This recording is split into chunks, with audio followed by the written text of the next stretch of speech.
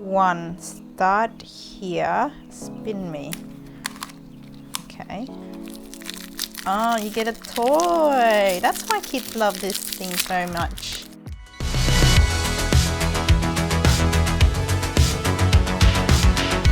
Hello, welcome to my channel again. I'm so excited today because I get to show you one of my favorite things to make in the kitchen. If you can see over there, that bad boy over there, I'm going to show you how easy it is to make it at home. And hopefully I will inspire you to make one for your loved ones. Maybe tag a friend. Maybe they can make one for you. But it is not my design. If you made it, please send me a message. I love to give you credit for your beautiful work. Now let's get started. We have cold eggs, room temperature butter, cold butter, custard sugar, water, food coloring. I prefer to use gel. Then we have flavorings. We're going to use vanilla, and we're going to use this really cool mermaid magic.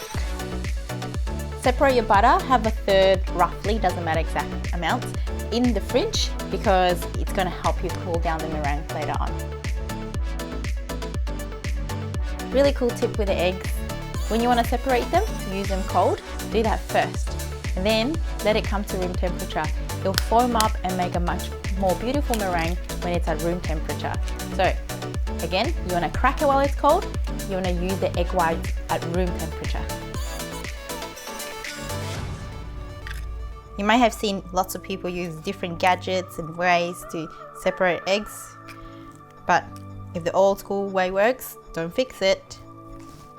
Next tip, and a very crucial one, make sure all your equipment is super clean because fat and egg whites do not mix well and it will ruin your meringue. However, if you're worried, and you can always use a little bit of vinegar, what you do, I'm going to show you, is just to dab it a little bit on a piece of paper towel, and that will nullify any tiny bit of oil or fat you have in there. So really quickly, just rub it around there. Don't worry, you won't taste it. It's evaporating as we speak. So now we can put our egg whites in there, and we can get our sugar ready. You want to put the water first, and then you want to put the sugar in, the bigger quantity of sugar. And you want to be gentle because you don't want to get the sugar touching the sides of the pot. If the sugar touches the side of the pot and it's dry, it's going to form crystals. Use a spoon to make sure that there's no lumps of dry sugar. Once it reaches 110 degrees, you want to put your meringue on, as in put the whisk attachment and turn it on max power. A really cool tip I learned from chefs is put the lid on.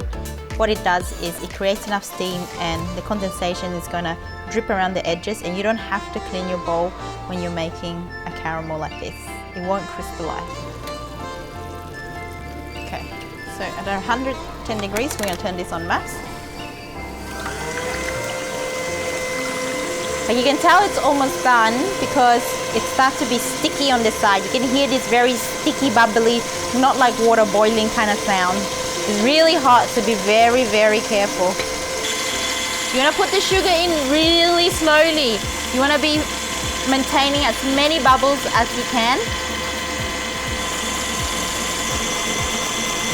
Okay, once it reaches 115, we can turn it off. Go right close to the edge. You'll notice that it's really, really hot right now. And the meringue isn't that great. It's kind of like bubbly. It looks like shaving cream. This is not what you want. You want it to reach room temperature and it'll be silky smooth. Keep whipping.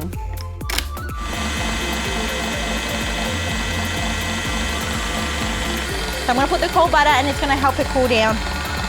Just a little bit at a time. And add the rest of the butter.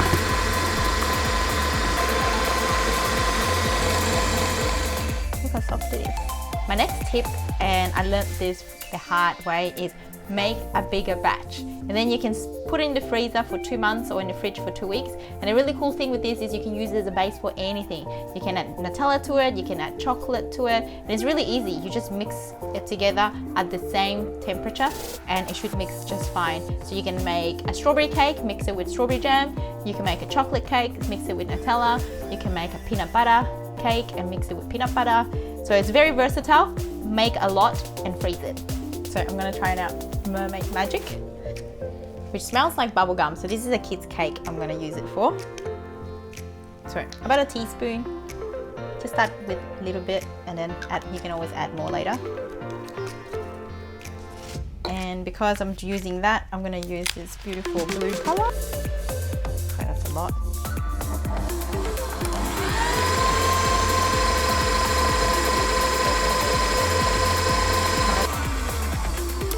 I think it's pretty spot on.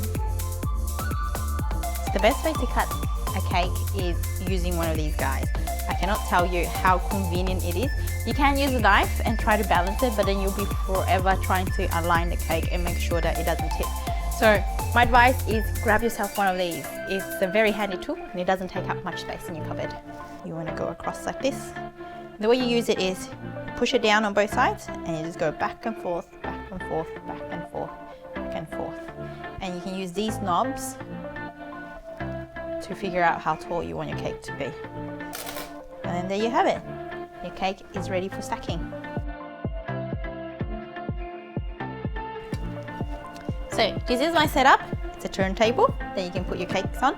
But my tip to you is, if you don't have one, you can use one of the Lazy Susans at home and just pop your cakes in and then your cake base on top of it. Ta-da! For a Funfetti cake, we want to put a surprise doll in there. So we're just going to measure one of these. Make sure the toy fits comfortably, probably not that one. But I'm just going to use this size because it fits the toy I want to put inside. Just roughly measure it. And so we're going to have 4 layers. So I'm going to use this cake to measure. I'm going to push it right through. Make sure it's nice and aligned. Beautiful cake. So remember, there's one cake layer that's always full. That's going to be the top cake. Okay, so I'm putting a little bit of cream just so that the cake sticks. Try to center it. Give it a bit of a squish. Line it. So you want to pipe whatever color you're going to use outside. You want to pipe that on the edges. Give it a bit of a spin and then you can pipe the edges. Then you can fill it with whatever flavoring you want. In this case we're using ganache.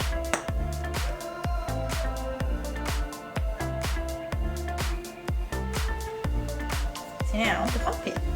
So I'm just going to do that so all the crumbs stick to it. It's called a crumb coat. Now the fun bit, we're going to fill it up.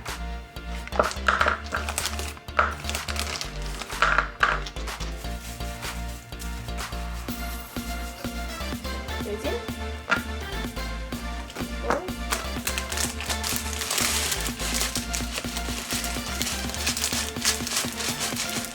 And the chocolate ball.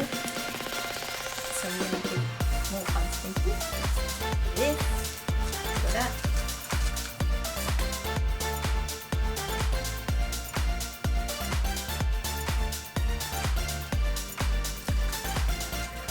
Okay, last layer, putting the lid on. And again, making sure it's super aligned. I don't want it to be wonky at all.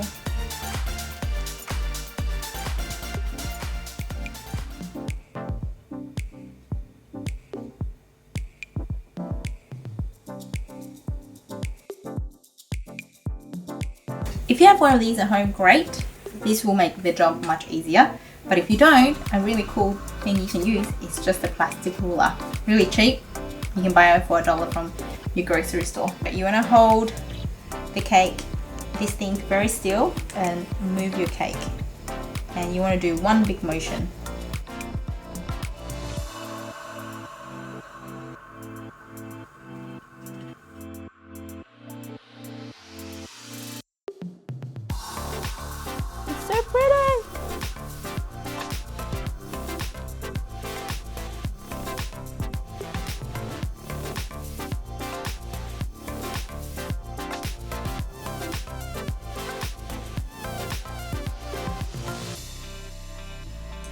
We're gonna fill the rest of it with this beautiful ganache.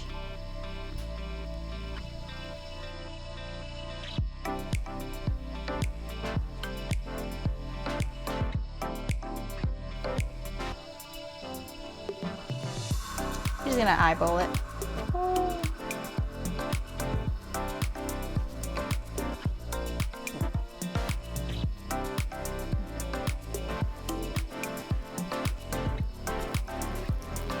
Are you ready? Okay, so I've never opened one of these before. Apparently there are 9 surprises. It's hard work.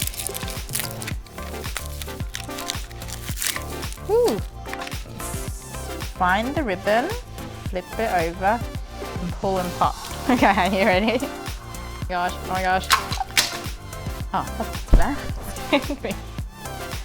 Ooh, all our confetti. So the doll that's going to go in the cake will be naked, apparently. There you go. Go down.